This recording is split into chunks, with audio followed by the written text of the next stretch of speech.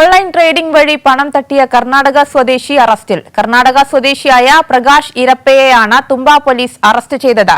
കഴക്കൂട്ടം കുളത്തൂർ ആറ്റിപ്ര സ്വദേശിയായ ജെയിംസ് സുകുമാരനിൽ നിന്നാണ് പണം തട്ടിയത്. മാനസ മനോജ് നൽകും വിവരങ്ങൾ. മാനസ.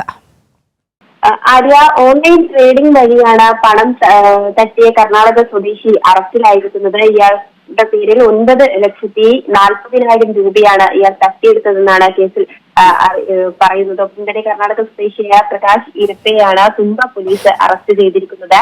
കഴക്കൂട്ടം കുളത്തൂർ ആറ്റിപ്ര സ്വദേശിയായ ജെയിംസ് സുകുമാരനിൽ നിന്നാണ് അദ്ദേഹം പണം തട്ടിയെടുത്തത്. മാത്രമല്ല, കൊടക് മഹീന്ദ്ര ബാങ്കിന്റെ പേരിൽ വ്യാജ ആപ്പ് രൂപീകരിച്ചായിരുന്നു തട്ടിപ്പ് നടത്തിയത് എന്നതിന്റെ വിവരങ്ങളും പുറത്തു വരുന്നുണ്ട്. കൊടക് സെക്യൂരിറ്റി ആപ്പ് എന്ന പേരിൽ ഗൂഗിൾ പ്ലേ സ്റ്റോറിൽ ഒരു ലിങ്ക് ഉണ്ടാക്കി വിശ്വസിപ്പിച്ച് ആപ്പ് ഡൗൺലോഡ് ചെയ്ത ശേഷം 9,40,000 രൂപ തട്ടിയെടുക്കുകയായിരുന്നു എന്നതാണ് പോലീസിൽ നിന്നും ലഭിക്കുന്ന വിവരം. ഡൽഹി, കർണാടക എന്നിവിടങ്ങളിലെ 2 അക്കൗണ്ടുകളിലേക്കാണ് ഈ തട്ടിയെടുത്ത പണം എത്തിച്ചേർന്നിട്ടുള്ളത്. ഡൽഹി കോട്ടക് മഹേന്ദ്ര ബാങ്ക് വഴി 34,000 രൂപയും കർണാടകയിലെ കർണാടക ബാങ്കിലെ അക്കൗണ്ട് വഴി 6 ലക്ഷം രൂപയുമാണ് തട്ടിയെടുത്തിരിക്കുന്നത്.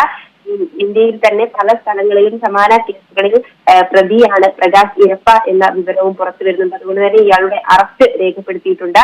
എറണാകുളം സ്വദേശിയിൽ നിന്നും 11 ലക്ഷം രൂപ തട്ടിയെടുത്ത കേസിൽ കൂടി ഇയാളെ അറസ്റ്റ് ചെയ്തിരുന്നു. ഇപ്പോൾ ഇയാൾ കോടതിയിൽ ഹാജരാക്കിയ പ്രതിയെ റിമാൻഡ് ചെയ്തിരിക്കുകയാണ്.